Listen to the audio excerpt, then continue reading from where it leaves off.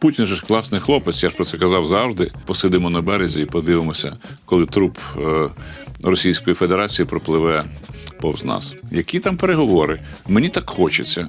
Я сильний, я можу, тому мені ваше міжнародне право, десь далеко-далеко. Тому що якщо можна одним, то можна і іншим. Нам не дали нанести удар, коли в той момент в зоні досяжності перебував російський диктатор. Коли полетять томагавки на іранський військовий об'єкт, насправді немає ніякого значення. Я герой, я закінчив чергову найстрашнішу війну. Мої вітання, дякую, що залишаєтеся з 24 каналом. Ми продовжуємо обговорювати секрети міжнародної політики, а також розбиратися із міжнародними подіями з найвищим рівнем експертизи. І, як завжди, по допомогу ми звертаємося до міністра закордонних справ України 2007-2009 років Володимира Огризка. Пане Володимире, радий вас вітати. Слава Україні! Героям слава, пане Олексе, так само радий вас бачити. Продовжуємо наші діалоги. Мені здається, вони допомагають нашим шановним колегам краще розібратися в тому, що відбувається навколо. Більше того, вони допомагають нашим політикам дещо краще розуміти в тому, що відбувається. Хотілося б вірити, хоча, чесно кажучи, я не впевнений. Вибачте за відвертість. І це, до речі, перший випадок такого песимізму, саркастичного песимізму, який я від вас почув. Тут нема песимізму, насправді, тому що, знаєте, песимізм, коли ти відчуваєш, що може бути краще, а його нема. От тоді, справді, песимізм. А тут відчуваєш, що не треба просто сподіватися, тому що нема, вибачте, на кого. Як казала Леся Українка, контра спем сперо. Так. Але все одно сподіваємося і віримо. Отже, ключове питання того, що ми бачимо зараз на світовій арені, це, очевидно, лишилися години до нового вторгнення, а точніше, до нової воєнної операції Сполучених Штатів проти Ірану. Очевидно, що це відбувається на тлі заяв щодо Гренландії. В цьому контексті, на вашу думку, що відбувається зараз? Чи побачимо ми повалення режиму Аятол? І як це відбуватиметься на Україні? Бачите, пане Олексе, те, що ви зараз перерахували, там і ті, і можливі події, які були події, це вже наслідки. Наслідки, на мою думку, глибшого процесу, який зараз розгортається, і він називається «Злам системи міжнародних відносин», які почалися вже доволі давно, у 2008 році, і які методично, крок за кроком, проводилися спочатку Путіним, а тепер підхопилися Трампом. І вони разом ламають цю систему, на якій світ стояв 80 років фактично. Кожен з своєї точки зору, у кожного своя логіка. Бачите, Трамп недавно сказав, що я не розумію, що таке міжнародне право.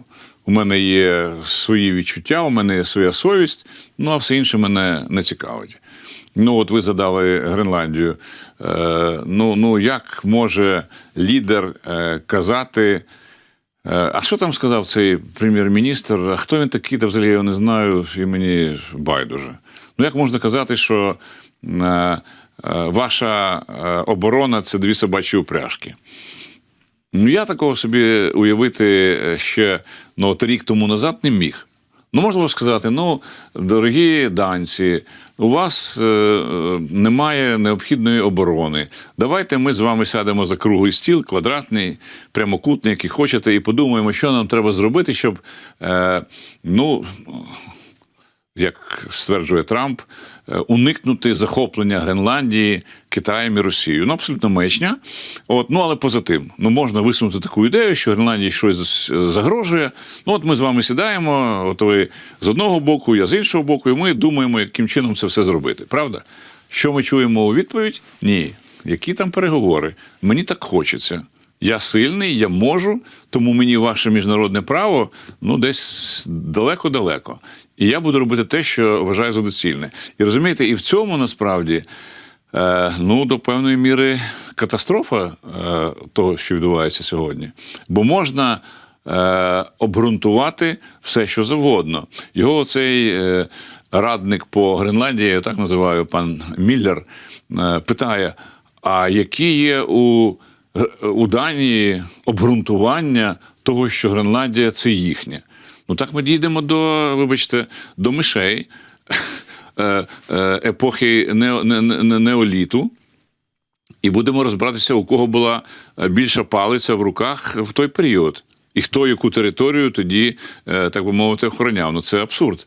Це те, що перекреслює все, що було створено після Другої світової війни. США підписали Хельсінський заключний акт 1975 року, де чорним по білому написано, що підписанти зобов'язуються раз і назавжди забути про зміну кордонів силою.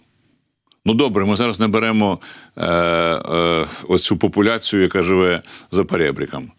Але США завжди були світочем демократії, захисту прав людини, захисту міжнародного права і всіх інших прав.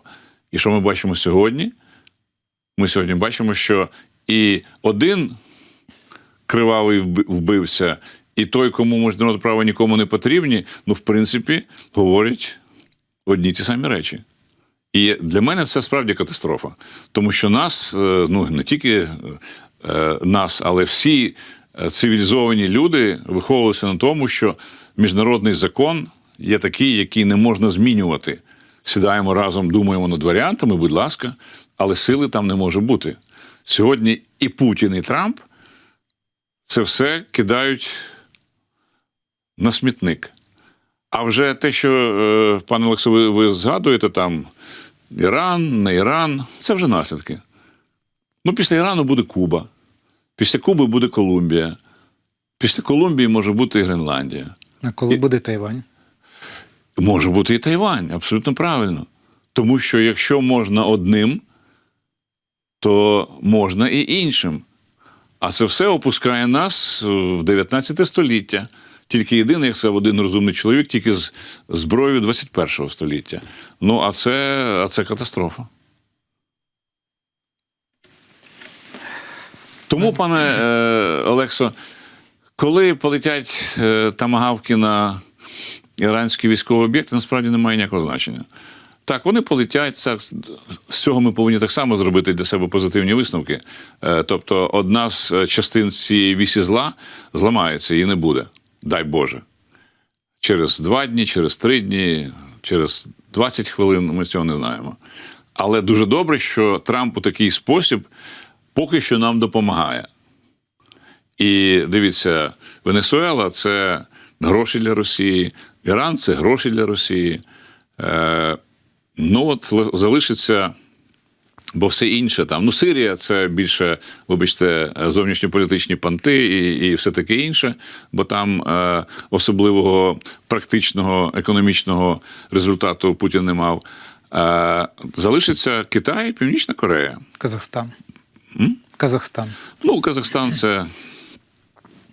Давайте його так поки що, може, не будемо особливо записувати в цю вісь зла. Він такий собі, знаєте, майданчик, але ну, все-таки не в тією мірою, як це роблять китайці і північнокорейці. Ну і до останнього часу іранці.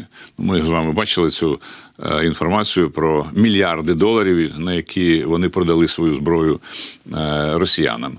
А якщо станеться оця іранська історія, ну, значить, у нас буде на одного ворога менше. А це, мені здається, позитив. Але позитив коштом того, що сильна країна встановлює правила відносно слабкої країни. Ну, от тут, бачите, як завжди, на жаль, нема чорно-білого варіанту, але є там 50 відтінків сірого. Я коли оцінював дії команди Дональда Трампа, коли дивився, як розвиваються події, скільки там перші, наприклад, 3 місяці було враження, що він в такому якомусь анабіозі. Було багато заяв, мало ефекту. А потім події почали розгортатися стрімко. Тепер стає зрозуміло, що операція по Венесуелі готувалася ще з літа. Були задіяні агенти і все. Дональд Трамп починає говорити про якісь дії в той момент, коли вже і вирішено, і підготовлено те, що має бути зроблено. З цього я виходжу, що очевидно по Гренландії в них вже є принаймні 2 плани. і вони їх можуть, один із них реалізувати з огляду на певну реакцію європейської спільноти. Мені здалося, що Дональд Трамп почав діяти, от в економіці є термін накопичення дикого капіталу.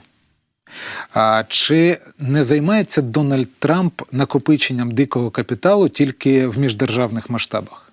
Він цим постійно займається, пане Олексо. Це його ключова, головна, так би мовити, наскрізна ідея. Що б він не робив, він за цим бачить не якісь речі, які нам з вами, як людям, які мають ліберальні погляди притаманні, а він бачить лише передумову для того, що, змінивши щось, він отримує доступ до можливості заробити чергові мільярди і мільярди. Ну, подивіться, яка була у Трампа риторика відносно Венесуели. Там прогнилий режим, там режим, який гнобить прекрасний венесуельський народ. Цей режим треба знищити. Він ганяє наркотики в Сполучені Штати. Так. Тут я вже, Що ми бачимо у підсумку? Так, Мадуро зараз сидить в в'язниці, але ж режим залишився. Він же ж каже, я не збираюся зараз там нічого проводити, ніяких виборів. Які вибори? Заступниця Мадуро зараз присяглася на Корані, що вона буде виконувати мої забаганки. Тому режим залишився. Але я, Трамп, тепер з цією поганою представницею поганого режиму буду заробляти на венесуельській нафті. І мені більше нічого не потрібно. Мені не потрібні ні ці вибори демократичні там чи якісь. Мені не потрібна лідерка опозиції. Тому що я свої питання вже вирішив. Я дійшов до можливості заробляти на венесуельську нафті свої мільярди. Все. Тема про поганий режим закінчилася. От і все. Тому, пане Олексо, що я просто прогнозую, що я бачу. Що Трампу зараз з стратегічних міркувань треба зробити кілька тактичних кроків, щоб Росію змусити підписати якийсь мир. Краще, так би мовити, на московських умовах, гірше, якщо це будуть європейсько-українські умови, але змусити все-таки Путіна це зробити. Для чого? Для того, щоб потім сказати, я примирив дві ці країни, я знайшов вихід з ситуації, тепер Путін знову мій друг. Чекайте, тобто підписання угоди на умовах Російської Федерації Трампу вигідніше, ніж підписання угоди на українських умовах? Звичайно. Тому що він не пориває з Путіним, і у підсумку він каже, я герой, я закінчив чергову найстрашнішу війну, тепер ми можемо дружити і з Україною, і з Росією. Путін же ж класний хлопець, я ж про це казав завжди, і ми з ним зараз будемо заробляти гроші. Все. Більше нічого не потрібно. Тобто у Трампа наша війна – це просто такий собі, знаєте, поки що бар'єрчик, який йому треба терміново подолати, щоб потім перейти до бізнесу. Ми ж вже бачимо, що вже ж там з'явилися на горизонті всі його дружки, які вже розповідають один одному про нафту і про газ на Далекому Сході, про газ, який начебто Трамп тепер буде качати як свій в Європу. І багато інших речей. Ми ж з вами не забули про фантастичні проєкти там тунелів під Беринговою протокою і тому подібне і так далі. Повні маразми. Але Трамп вірить в те, що він у такий спосіб перейде до своєї головної мети – заробляти гроші. От і все. Ми в цьому плані лише якийсь етап, який Трамп хоче пошвидше завершити. Чи є там Україна, чи немає України, Трампу повірте. Він змусив нас підписати ці мінеральні угоди. Можливо, щось з них там буде, але це дріб'язок порівняно з тим, що він планує отримати з Росії. Росія для нього – це мета номер один, і він до неї зараз іде. Але за рахунок дій Дональда Трампа група диктаторських країн і країн з автократичними режимами називають президента Російської Федерації, так званого президента Російської Федерації Владимира Путіна і Російську Федерацію паперовим тигром. Так. Ця заява прозвучала сьогодні від венесуельців, і Блумберг опублікував великий матеріал з аналітикою висновків тих же кубинців, що Російська Федерація, того ж Аятоли Хаменеї, що Російська Федерація за великим рахунком, запорхавшись у війні в Україні, кинула усіх своїх союзників, яким вона там обіцяла, і перетворилася на такого собі незрозумілого гравця, який ще може потрясти ядерною палицею, але за великим рахунком вже серйозного ставлення до них немає. Ну, це правда. Так Дональд Трамп робить правильно чи неправильно? Ну, він робить правильно, тому що він поки що не хоче, щоб Росія остаточно розвалилася. Хотів би, зробив би вже давно. І знову ж таки, чому? Ну, тому що, уявіть собі, от він дотискає, зараз вводить там 500% якісь там санкції і так далі, і так далі. Росія валиться. От що мені Трампу робити в цій новій ситуації? Нові країни, нові уряди, нові лідери, нові проблеми. Воно мені потрібно? Ні. Хай це буде Путін, хай це буде вбивця, хай це буде воєнний злочинець. Але ж це мені не завадить з ним працювати і заробляти гроші? Ні. Ну і все. У мене ж своя логіка, у мене ж своя мораль, у мене ж своє міжнародне право. А ті, що там будуть казати, що це погано, ну хай собі говорять. Він скаже, а ти хто там прем'єр-міністр Гренландії? Я тебе не знаю. І мені по барабану, вибачте, що ти там про мене думаєш. У мене головна мета – заробити. Все. Тому очевидно, що він розуміє всю, ну, так мовити, жахливість ситуації в Росії, але зовсім не хоче, щоб вона завтра втопилася, чи розірвалася, чи розвалилася. Тому що це завадить йому в реалізації його головної мети – заробляти гроші. Ну, уявіть собі, треба з Сухою окремо вести розмови і перемовини. Треба з Татарстаном вести розмови про ту нафту і так далі. Треба говорити з Далеким Сходом про газ і тому подібне. Ну, це головний біль. Ті хочуть, ці не хочуть, тим треба щось пообіцяти, тим треба щось дати, це треба залякати. А так є друг Путін, який тобі все відкриває, каже, заходи. Так посла Путіна, от буде тобі друг Китай, який буде контролювати одну половину півкулі, а ти будеш контролювати іншу, і все, і дуже просто домовлятися. А до цього, до речі, пане Олексо, я не вважаю, що дійде. Але ціною того, що вони в якийсь момент обидвоє зрозуміють, що треба просто розділити Росію на дві сфери впливу. Моя до Уральських гір, а твоя після Уральських гір. Ну і до побачення. Чи, верніше, добрий день. Будемо працювати спільно і ділити вже шкуру вбитого ведмедя.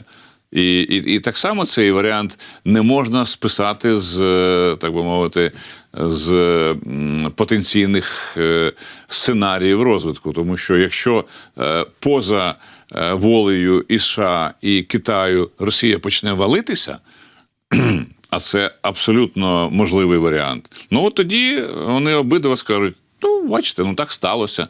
Ми ж не хотіли, але об'єктивні причини призвели до того, що воно звалилося. Тепер ми його просто поділимо, та й все. Об'єктивна причина – це Україна. Об'єктивна причина – це те, що Путін довів країну свою власну до економічного, так би мовити, економічної катастрофи. І все. І тепер він може просто повторити те, що відбувалося в кінці 80-х років минулого століття, коли розвалювався Радянський Союз. Тоді були одні причини, тепер будуть інші причини, а результат буде той самий. Ну, от, власне, така собі може бути теж ситуація. Так що і це можливо. Але в будь-якому випадку, пане Олексо, що один варіант, що другий варіант, він на користь України. Так що прапор в руки, що Трампу, що Сі, що Путіну, щоб вони всі втрьох довели справу до прекрасного, логічного завершення. або розділили Росію навпіл, або вона сама розвалиться. Ну от, а ми будемо в даному випадку повторювати велику китайську мудрість, що посидимо на березі і подивимося, коли труп Російської Федерації пропливе повз нас. Просто труп такий великий, щоб не перегородив річку. Отут уже будемо дивитися. Труп почне, знаєте, дуже швидко розкладатися на різні частини. І річка його протягне, так би мовити, пронесе. Ситуація в Європі. Ця дія Дональда Трампа, яка щодо Гренландії, яка потягла за собою певні реакції європейських лідерів. Загалом риторика Об'єднаної Європи цілком категорична і зрозуміла. Вони підтримують цілісність Данії. Вони заявили сьогодні, зокрема, Кая Каллас заявляли, і Урсула фон дер Ляйн говорили про те, що Європа не лише підтримує, а й вкладає гроші в Гренландію, це і сфера інтересів, і безпека, все. Проте ми пам'ятаємо, що є заяви, скажімо, уряду Польщі про те, що, наприклад, сам польський прем'єр не готовий протистояти Дональду Трампу, він проамериканська людина. Особливі відносини. Да. Ми про це з вами вже згадували в ефірі. Чи своїми діями Дональд Трамп не кидає в політичну кризу сам Євросоюз? Тому що сьогодні, не сьогодні, а раніше звучало в ефірах, в розмовах з експертами погляд, що за великим рахунком позитивний процес для самої Європи. Так. Ви теж так вважаєте? Так. Чи кидає Трамп в кризу Європейського Союзу? Думаю, що ні. Тому що до Європейського Союзу Трамп не має жодного відношення. А от криза НАТО – так. І те, що Трамп такими діями, про що говорять європейці, розвалить НАТО, то це 100%. Але знаєте, пане Олексо, із цього ми можемо зробити для себе потенційно правильний висновок. Значить, якщо ця структура під омофором, скажімо так, США розвалюється, значить, її місце повинна зайняти інша структура. І це має бути європейське НАТО.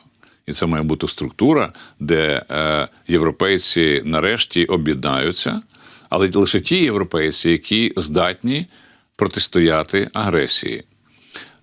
На моє глибоке переконання, не може бути нове НАТО пилососом, який засмоктує всіх підряд. Засмоктувати треба лише тих, хто здатні воювати з Росією. Так, може, це зараз звучить доволі різкувато, але в Європі зрозуміли, що Росія веде проти європейських країн вже давно гібридну війну, яка зараз вже переходить місцями майже в гарячу. Значить, треба бути готовими цій гарячій потенційній війні протистояти. Чи буде протистояти цій війні умовний Фіцо? Ні. Умовний Бабіш? Ні. Умовний Орбан? Ні. А будуть ті, які здатні не лише говорити, але й діяти. І ще питання, чи буде це нове європейське НАТО реальним без України? Відповідь дуже проста – ні, не буде. Тому що сьогодні Україна – це справді, якщо не головний, то дуже важливий елемент цієї нової європейської безпеки. Отже, якщо це НАТО, теперішнє НАТО, помирає, то тут же відроджується, чи, вірніше, починає створюватися інше НАТО, де нам не будуть казати, ви знаєте, ми вас будемо приймати чи не будемо приймати. Ми будемо ставити питання, кого приймати в цю нову безпекову структуру, тому що ми матимемо повне право говорити, оці можуть, а ці ні. Тому, вибачте, ми їх там бачити не хочемо. От я думаю, із таких складних речей треба завжди шукати варіант, який буде відповідати і європейським, і українським інтересам, тому що ми частина цієї самої Європи. Російська Федерація почала використовувати погоду, природні явища, як один із найпотужніших на даний момент способів впливу на Україну. За великим рахунком, користуючись погодою, морозами, вона перетворила зброю оперативно-тактичних комплексів на зброю масового ураження. І ми не бачимо різкої реакції європейських партнерів. Про Штати я вже не говорю, з Трампом, здається, все очевидно. Ми ще побачимо цю заяву? Ми побачимо підсилення дій на підтримку України чи ні? Ну, бачите, пане Олексо, ви сказали, що зараз вони почали використовувати. Я в 2009 році, в січні місяці, був свідком розмови нашого президента з президентом тодішнім Медведєвим. Так от, саме з тих часів, з 2009 року, Росія щозими обіцяє, що вона заморозить українців. Ну, потім з'явилися тези про те, що заморозить Європу. Пам'ятаєте ці ролики про тремтячу дівчинку? Перекриття вентилів. Так, яка сидить бідна і замерзає, а тут от в Росії щастя, всі святкують і тому подібне і так далі. Тобто ідея заморожування то українців, то європейців – це одна з таких, знаєте, вибачте, придуркуватих, але для Росії начебто таких дуже важливих сучасних скреп. Ну от вони вважають, що якщо ми заморозимо когось, то ми переможемо. Ну, наївний підхід, і ми вже з 2009 року неодноразово переживали дуже серйозні умови. Правда, зараз вони не гірші, справді. Цього разу, мабуть, от в цю зиму з цими доволі холодними низькими температурами і з бомбардуванням і винищенням нашої енергосистеми, це, мабуть, найтакий критичніший момент. Але з іншого боку, пане Олексію, я не бачу того, щоб хтось виходив на вулиці і кричав: «Зеленський, підпиши капітуляцію». Ну, нема, тому що ми прекрасно всі розуміємо. Так, сьогодні холодно. Ну, от я вам перед ефіром казав, у мене зараз в Києві в квартирі там 15 градусів. Ну що, я не розумію, що це проблема на 2 тижні? Розумію. І ви розумієте, і інші розуміють. Ну, хтось, так, у когось зараз через ці ситуації з опаленням вже пару днів немає опалення. Це справді дуже-дуже складно і погано. Але ж ми так само розуміємо, що ми не маємо жодного морального права сказати: ні, ми піднімаємо руки, ми здаємося, тому що у нас ще 2 тижні будуть проблеми. Ну, ми переживемо ці 2 тижні. І якраз в цьому наша найбільша сила, тому що там за перебріком вважають, що от вони нас дотиснуть не на фронті. Дивіться, фронт фактично зупинився. І ці всі просування 5 кроків туди, 5 кроків сюди, вони насправді нічого не дають. Зараз найголовніша теза в Кремлі – давайте піднімемо дух спротиву зсередини, використовуючи мороз. Ну, Дідушка Мороз, звичайно, може трошечки повпливати, але не на українців. Тобто, я думаю, що це все абсолютно наївні речі, і в черговий раз вони, москалі, я думаю, дізнаються, що вони мають справу не з тими, на кого вони розраховували. Квітів не буде, поцілунків не буде, а будуть удари по Росії. І зараз подивіться, вже одна область Російської Федерації фактично Російською Федерацією не є, тому що, як би там не було, але з центру їхнього, з Москви, немає жодної інформації про Білгородщину. Мені кажуть, що там просто вже заборонили згадувати цей регіон як такий. Ну, тому що там уже 4 чи 5 днів немає ні світла, ні води, ні опалення, нічого. Тому, знаєте, тут питання ще хто кого, і якщо б у нас зараз справді були достатні сили враження, то за Білгородщиною може піти інша чи інші області. Воронезька, Ростовська. Ну, очевидно. І Воронезька, і далі туди на північ, до Московської області. Тому це все, знаєте, речі, знаєте, ніж, в якому лезо заточено з двох боків. Але питання було про те, чому європейці настільки мляво реагують саме на оці енергетичні обстріли. Тут з якого боку подивитися. Тобто вони нам дають зараз всі можливі варіанти того, щоб цю проблему вирішувати завдяки так званій малій генерації. І це, мені здається, зараз один з найкращих і найшвидших варіантів. Що мається на увазі? Не великі ТЕЦ, які виробляють велику кількість енергії, але які, на превеликий жаль, є дуже жирними цілями для російських атак, а сотні малих генераторів, які можуть обігріти 2-3 будинки, і для яких потрібно зовсім небагато дизеля, для того, щоб вони працювали, ну, щонайменше і давали можливість, щоб люди не були по кілька днів без тепла, без води і так далі. Це невеликі суми, насправді, і наскільки я знаю, саме такою зараз є логіка наших дій.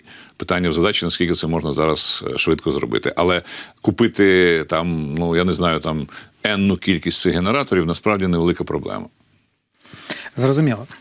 А тепер до заяв сьогоднішніх європейських політиків. Ми вже їх частково згадали. І Урсула фон дер Ляєн, і Кая Каллас говорили в тому числі про передачу Україні тих 90 мільярдів євро на підтримку військову, 60 мільярдів йдуть на військову підтримку, 30 на функціонування держави. Але в заяві Кая Каллас прозвучало те, що Брюссель, Європейський Союз залишає за собою право використовувати заморожені російські кошти. Я так розумію, що це для нас означає 90+? Так. Це 90+, і це якраз той самий момент, який ще раз і ще раз дає сигнал Путіну, що всі твої розрахунки на те, що ти через голову європейців домовишся з Трампом, що це все піде якимсь дивовижним чином на трампівську і мою путінську користь, з цим можеш забути. І це дуже добре, тому що це означає, що Європа продовжує іти шляхом своєї, ну так би мовити, суверенізації.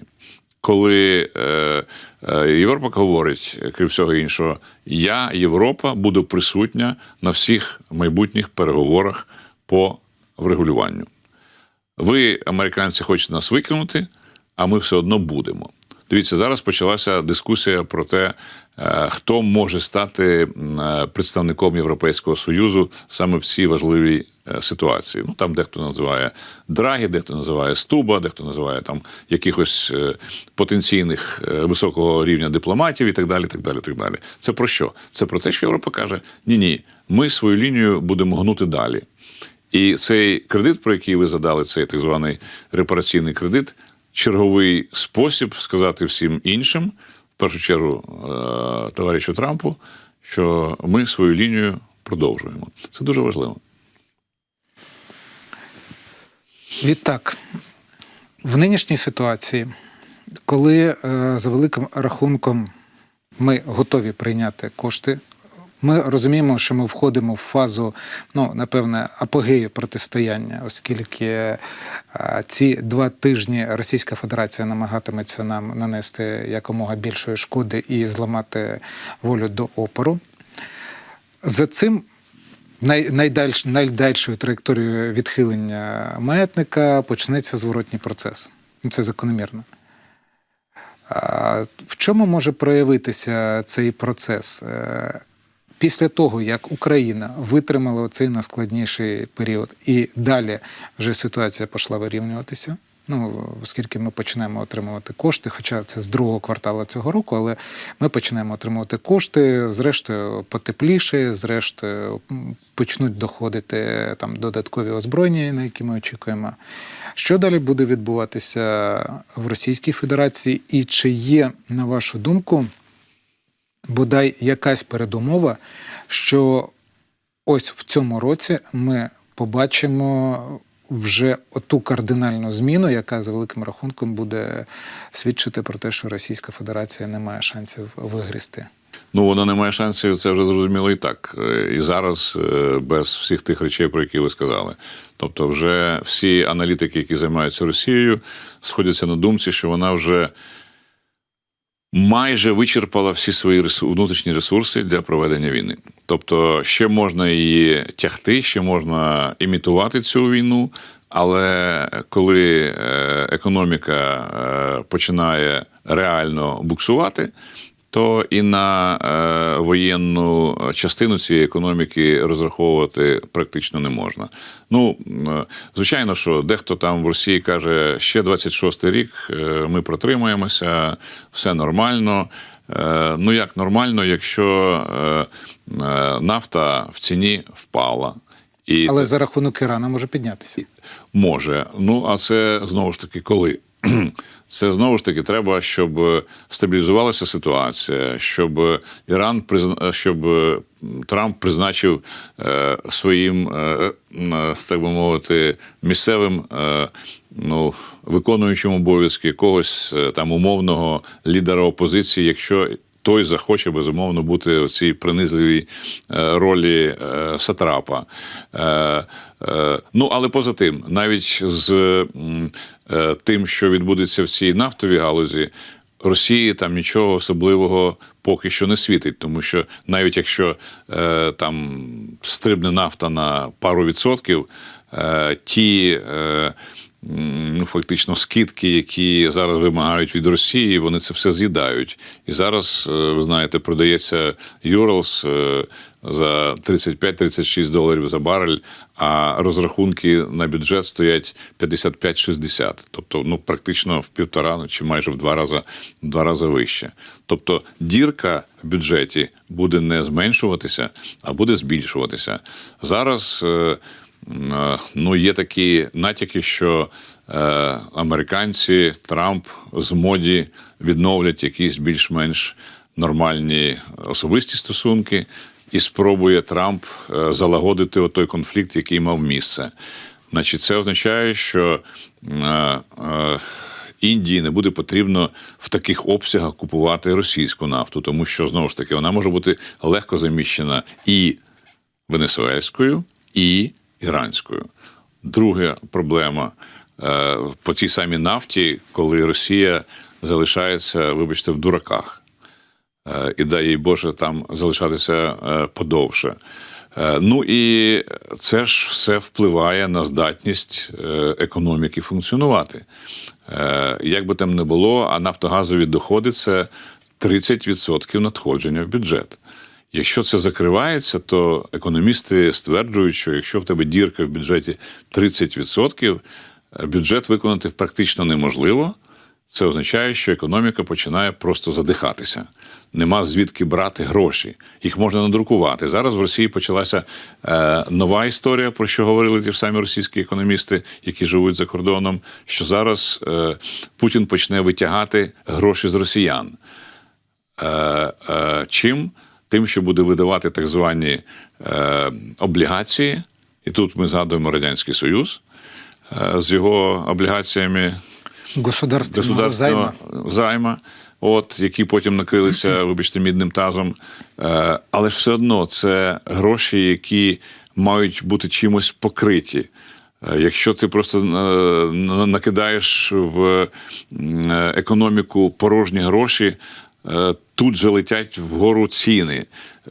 Пані Набіулліна, я думаю, повіситься на найпершій московській березі, коли це все буде зірвано. Вона ж оці останні роки робить все, щоб, не доведи Господи, ціни не стрибнули, тому що це для неї головний момент. А вона потім не зможе нічого робити, тому що якщо грошова маса в трильйони рублів попадає на ринок, який цю масу не забезпечує, це автоматичний сплеск до шалених рівнів цієї самої інфляції і тому подібне. Це б'є по населенню. Добре, це рабське населення, ми з вами про це говорили. Але ж їсти все одно ж хочеться, хоч там пару разів на день. А якщо не може, це тоді що? Тоді починаються якісь протести, тоді починаються якісь заворушення. Тоді включається логіка, чому я повинен годувати Москву. І знову ми повертаємося до досвіду Радянського Союзу, коли в республіках тодішніх це гасло стало одним з головних. Але тоді це були, так би мовити, національні республіки, а зараз це будуть просто регіони, крім національних республік всередині самої Російської Федерації. Ну, а що це означає? Це означає, що йде колапс системи управління, колапс політичної системи, колапс держави. Тому я думаю, що 26-й рік, пане Олексо, може, я хотів би сказати, повинен стати роком, коли російська державність дуже сильно захитається. Я ще не можу сказати, що вона остаточно розвалиться, але амплітуда коливання буде надзвичайно сильною. Ну, очевидно, що якщо у випадку із ядерною державою існує думка, ну, принаймні самі росіяни так вважають, що перемогти ядерну державу у воєнний спосіб неможливо, то очевидно, що зброєю стане економіка. Тут пригадую такий момент, коли були затримані перші танкери Сполученими Штатами з венесуельською нафтою, які рухалися з Венесуели, в тому числі в якому там знайшли і золото, і валюту. Якісь запчастини. Так, якісь запчастини для дронів. Так. То я подумав собі і припнув язика, що називається, так сказати, чи не запропонувати нам Сполученим Штатам оцю вилучену нафту і кошти за неї витратити без удару по американському бюджету, витратити на підтримку України. Ну, у випадку з Трампом це було трошки ілюзорно, але сьогодні я побачив інформацію про британців, що, виявляється, британці цілком серйозно розглядають варіант. Вони постановили, що вони тепер можуть затримувати судна тіньового флоту, і вони справді розглядають варіант, що оця нафта, яка буде реалізована з цих затриманих судів, піде на підтримку суден, піде на підтримку України. Правильно, ви абсолютно праві. Тут треба розділити Трампа і Європу. Для Трампа кожний танкер – це чергова сума, яку, можливо, обсередковано він собі покладе в кишеню. Ну, давайте будемо знову чесними і говорити про те, що у нього в голові. У європейців інший підхід. У них є справді міжнародне право як ключовий елемент того, що має шануватися і як має все це відбуватися. Тому якщо це націоналізований продукт, який іде на користь країни-агресора, то його треба справді використовувати в цілях боротьби з цим агресором. Найкращий спосіб подарувати, так би мовити, те, що конфісковано країні жертві агресора, тобто Україні. І я думаю, що це цілком нормальний варіант. Але ви знаєте, я думаю, що після того, що зараз почалося з цими танкерами, вони поступово почнуть зникати. Зникати, тому що надто великий ризик, розумієте? А чим їх замінити? А чим їх замінити? А нема чим їх замінити. Торгувати ж треба? Нафту ж треба? Торгувати треба, але ж ризики шалені. Дивіться, якщо зараз ми фактично закриваємо прохід цих танкерів до Новоросійська, я би закрив його іншим способом, просто знищивши Новоросійський порт. Як такий, тобто, щоб там не було розмов, що там от ми сьогодні вдарили по одному шматочку цього порту, завтра по іншому. І ті нам через 2 тижні полагодили там, потім полагодили тут. Нам тут потрібен один потужний засіб, а може не один, а може кілька, які прилетіли і просто зрівняли це з землею. І щоб після цього тема Новоросійського порту закрилася. Можемо насправді. І тут нам, томагавки, звичайно, допомогли б, але є інші засоби, які є у європейців, які поки що в силу певних обставин продовжують в даному випадку пасти задніх. Є Тауруси, є у британців відповідна зброя, є у французів відповідна зброя. Та в кінцевому рахунку у нас вже начебто повинна бути ця ж сама зброя з боєголовкою в 500 кілограмів, яка рознесе той порт, якщо там їх буде кілька цих боєголовок, в нуль, в щебінь, в пісок. І все. І це прекрасна санкція, це найкраща санкція. Це не треба ні за ким ганятися, не треба. Ну, немає. Не може підійти танкер до місця, де нічого нема, де не працює система, яка цей танкер має завантажити. Ну і так само ж, пане Олексе, не забувайте, що наші дрони долітали і до Балтики. А там є два порти, там є Усть-Луга і є Приморськ. І так само це те, що може поставити питання про експорт російської нафти, ну, фактично на нуль. Тому що залишиться тільки Далекий Схід і танкери, які будуть болтатися в Світовому океані, тому що нафту, яка поки що виробляється, нема куди дівати. Але якщо будуть накладені санкції на продаж цієї нафти в 500%, ну то Путін буде, я думаю, пити замість кефіру. Пам'ятаєте, він там розказував в одному з інтерв'ю, що він ввечері п'є кефір. Ну, доведеться перейти на нафту. Сиру при тому. Ну, я боюсь, що це сильно зашкодить здоров'ю дуже швидко. Чи не боюсь? Постає інше питання. В такому випадку, якщо ми можемо нанести удар і не наносимо, на початку повномасштабної агресії до мене просочилася інформація про те, що, ну як, трошки пізніше, ніж на початку повномасштабної агресії, але просочилася інформація, що в певний момент нам не дали нанести удар по території Російської Федерації, коли в той момент в зоні досяжності перебував російський диктатор. Так. Не дали, аргументуючи тим, що так, дорогенькі, ми вам допомагаємо, ось наше побажання, ви його не чіпаєте. Зараз нам та країна вже так не допомагає, і залишилися лише розвіддані і певні якісь там дозволи продавати нам їхню зброю. Зараз так само ця країна з поміняним президентом нам обмежує удари по принципових об'єктах. Чи зараз ми отримали більшу автономію? Ну, тут частково автономії більше, а можливостей через те, що цих засобів мало, менше. Ну, тоді їх взагалі майже не було, і були розмови про будь-що, крім ескалації. Пам'ятаєте пана Салівана, у якого головне слово під час всієї роботи його на посаді секретаря нацбезпеки було ескалація, запобігти ескалації. Він це вкладав в голову Байдену, Байден боявся своєї власної тіні. Трамп начебто цього не боїться, але з іншого боку він не дає нам те, що можна використовувати. І пам'ятаєте, начебто вже Зеленський їхав за томагавками. Ну, приїхав без томагавків, повернувся. Тому я би тут більше брав би на власні спроможності і власні можливості. Без будь-яких розмов про те, можна чи не можна. Це наше рішення. Якщо ми прийняли таке рішення, значить можна. Ну, по-іншому в даному випадку нам вже діяти не випадає. Ми повинні брати на себе відповідальність і робити так, як потрібно. Я не думаю, пане Олексо, що Трамп сильно радіє, коли ми роздовбуємо нафтогазову інфраструктуру Росії.